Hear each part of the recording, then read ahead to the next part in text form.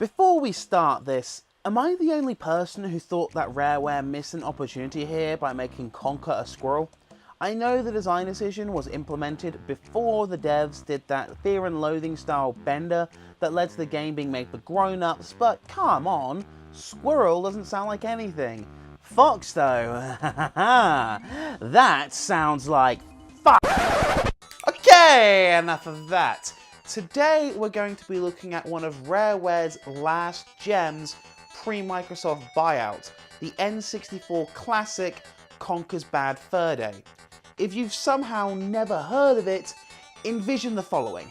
Take a big pile of Colombian marching powder. Now, throw in a bunch of British developers known for silly humour. Awesome. Now chuck them all together in a blender and holy crab cakes on Mars, we have a flower with chesticles. I guess you could say that this game is the tits. Jesus! Okay, I'll review the game already. How does a game end up being like this? Conker's Bad Fur Day, released to the unsuspecting public in 2001, is something of a trendsetter for the time. Sure, we'd had games geared towards adults before, but those have mostly been horror games. What this did was take the winding down comedic elements from 90s point-and-click games, apply them to a 3D platformer, and then break out reruns of Will Smith's stand-up tapes. If you've never seen one of his old routines, I thoroughly suggest you Google it. Just remember, that's the same guy who was in Shark's Tale and a whole bunch of kid films back in the day. Yeah. Anyway, the big goal here in today's exercise is a straightforward look back from the current year of 2017 to see if the game has held up in both comedy and game design. I'm going to be playing this using the game's most recent release through Rare Replay on Xbox One. Why am I not using an original cartridge, I hear you ask? Because this disc here was $30 at launch. Compare that to this. Yeah, it ain't pretty, is it? Maybe it's for the better that this game is a pricey bugger, just to keep the kids away, since it quite literally starts with a homage to Kubrick's Clockwork Orange, a film that both shocked and awed audiences with its unique take on gang violence and psychopathy. Atop the royal throne sits Conker, setting up the story of how he came to be where he is now, king of all the lands. And of course, it cuts immediately to the previous night spent binge drinking. Blowing off his rabbit girlfriend Berry, Conker spends the night getting hammered with a group of soldiers shipping out in the morning. Naturally, this ends up his undoing when he tries to walk home from the pub and gets spectacularly lost. Now he's got to get home amid a horrible hangover while meeting a cast of colourful and crude characters. I think it's fair to say that anybody who's ever drank their own body weight in alcohol is going to sympathise with these opening few minutes. Blacking out for a few hours, Conker finds himself in a small clearing with a rather enthusiastic scarecrow who teaches you about the first major mechanic at play here, the context-sensitive action. Simply pressing B when a light bulb appears above Conker's furry noggin will grant an ability or item perfect for whatever predicament he happens to be in, lending a helping hand to both the game's humour and cartoon aesthetic. If you hadn't worked it out by now, this is basically a playable Adult Swim cartoon, though unlike the old Adult Swim tie-in video games, this is actually a good time. Oh, and before anyone asks, I might get there eventually, depends if I feel like it. From here, it's a hop, skip, spinning tail, and a big old gargoyle into the main hub area of the game. It's a bit reminiscent of Banjo-Kazooie's Spiral Mountain if I'm honest, but I suspect that the design philosophy here was, if it ain't broke, don't fix it. The majority of the characters you meet want or need something, and most certainly have an ulterior motive. Take for example this forkhorn leghorn sounding steel block you meet in the first open area. I say, little fella, you better get this fat-ass bitch off of my back pronto. He seems nice enough after you help him by scaring away the mouse that's been terrorizing his female companion, even giving you a tip to go inside the nearby barn. Upon closer inspection, it turns out that he's a complete bastard, and has led you to some kind of weird farmyard tool-based death trap. It starts out fine, avoiding this peer pressure pitchfork, but gets weird. After it fails to kick Conker's ass, it gives him the peer pressure from its fellow barnyard tools and tries to kill itself. In 2001, this probably had a totally different meaning, but in 2017, I can't say I was expecting a reference to Leafy's fanbase. Now he's all hung up, a giant hay monster is now out and roaming free, making it impossible to do much of anything. And guess what happens from here? Go on, I'll wait. I'll give you 2 seconds. Ready? Go! Conker gets the pitchfork down, rides like a horse attached to bale, which breaks the floor, falling down hundreds of meters into an underground chasm, where it's revealed that it's not hay, but actually a terrible robot hellbent on murder, in a giant parody of James Cameron's sci-fi classic The Terminator, and holy shit, what? If the opening scene hadn't clued you in, the game does a lot of homages and references to films like this. The good news is the one we're playing right now is pretty good. Later on though, they start slipping. For now, we've got to try out the platforming in this game, and, well, it's okay. It's not quite as tight as something like Mario 64, but it's a lot more forgiving than a game like Crash Bandicoot. That said, it could absolutely be better, but I have a suspicion that my issues stem less from the game itself, but more from the porting job done here on Rare Replay. This is quite literally a straight ROM of the original game here, the only changes being that the button logos have been swapped out for the Xbox prompts. Hell, Conker even refers to the original N64 buttons instead of the Xbone buttons. While I get that this is done for the sake of authenticity, a lot of the controls from using the N64's octagated analog stick and C buttons are lost here, and it makes me pine more for a banjo-style remastering rather than this reissue. Or a bloody sequel. It's only been, what, 16 years? And before you fucking start that crap up again, Microsoft, no, I have no intent of making my own bloody one. God's sake. Oh, and before somebody in the comments section goes on about bloody Conker's Live and Reloaded, no, a more censored and fluffier game does not count. You can keep that dreck to yourselves. Speaking of censorship, did I mention the language in this game is fucking foul? Frank, just get over there, kick his ass, Frank, for sake. Fan-tastic. This thing came out of the shite. Asshole. I'll come down here, I'll show him what the duct tape is, I'll show him where to stuff it. Stupid. All I do all day is trying to sort his stupid problems out of the asshole. I hate that. Anyway, so what were we? Oh, that last one? Yeah, that's some meta plot for you. As you progress through the game, you'll see these cutscenes where the current king of all the lands, the legendary Panther King, is met with a very peculiar predicament. He's constantly spilling his milk, but can't work out why. So, he brings in his scientist, who notices he's missing a table leg. Simple solution, right? Get some wood, some nails, bing bang bosh, and Bob's your uncle. Or you could use a fucking squirrel! Did anybody else notice that the guards in the throne room are holding spears that they could have just used instead of a squirrel? I mean, I get that it's a joke about the people who run the world overcomplicating simple problems, but dude, it's a bit much. And it doesn't even go anywhere in the overall story. Instead of the Panther King's minions being roadblocks, they kind of just appear once, after Conker leaves the land of Pooh. Ah, right, yeah, I should probably talk about the Pooh, shouldn't I? And that's another sentence I didn't think I'd be saying on this show.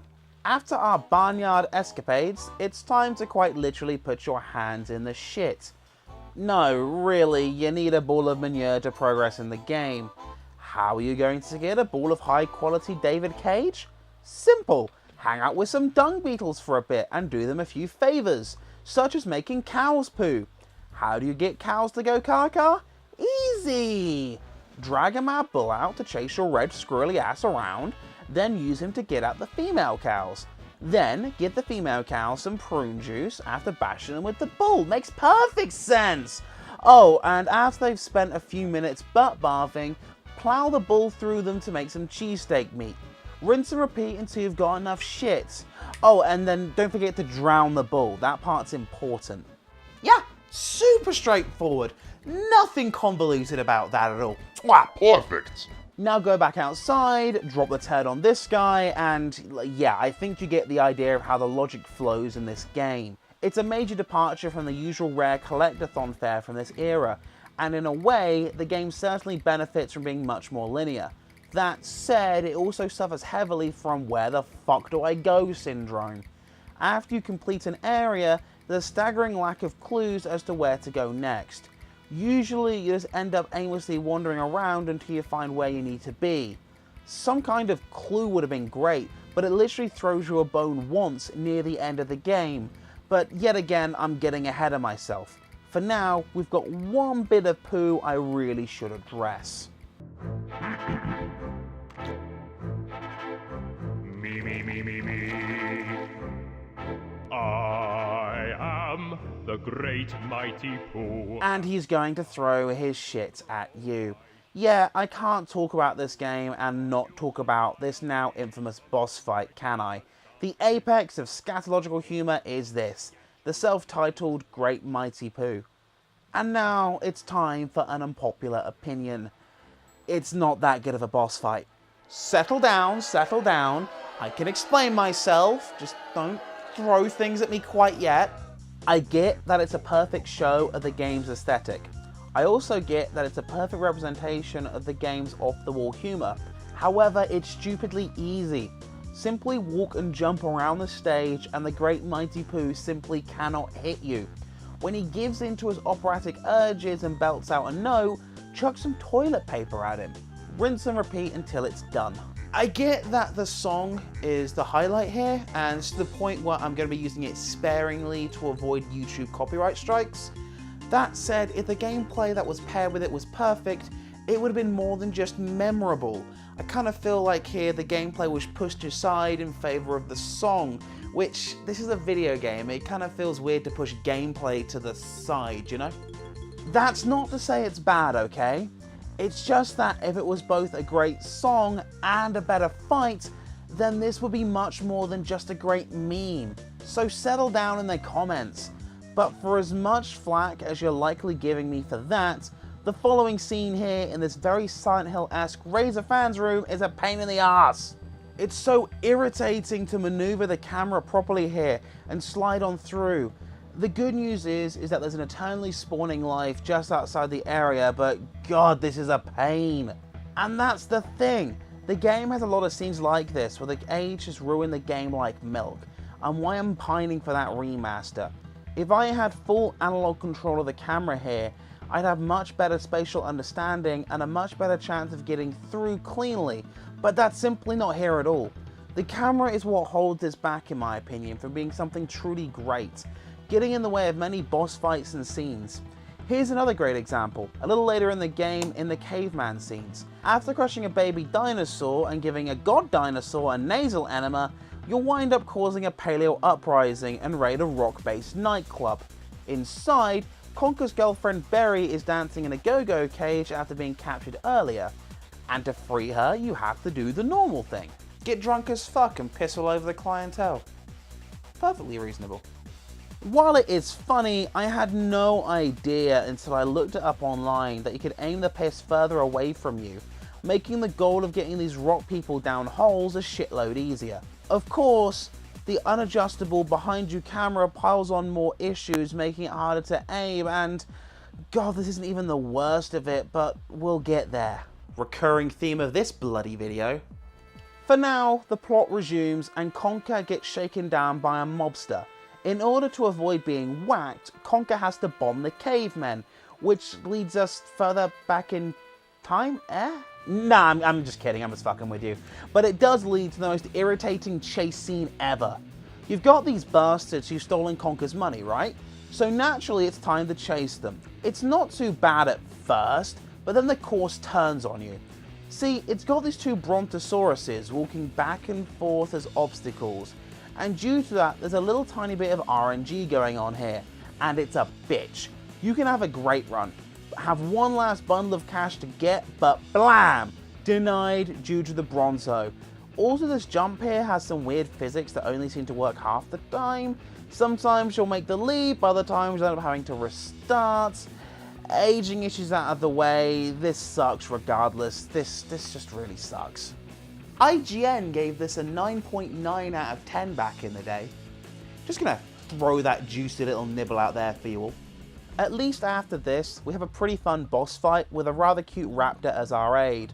Stumbling into a coliseum, round 1 sees Conker hypnotize his new lizard buddy and uses it to take out his competition. Round 2 sees him go up against soldiers, and round 3 brings on the big boss man himself, Big Bugger. Riding the dino, the deal with Bugger is to go right for the nards, and then bite a literal chunk out of his ass. Rinse and repeat 3 times to find out that he's, well, compensating with that name. The humour here is again lowbrow, but it works. I mean, it's pretty timeless compared to some of the references.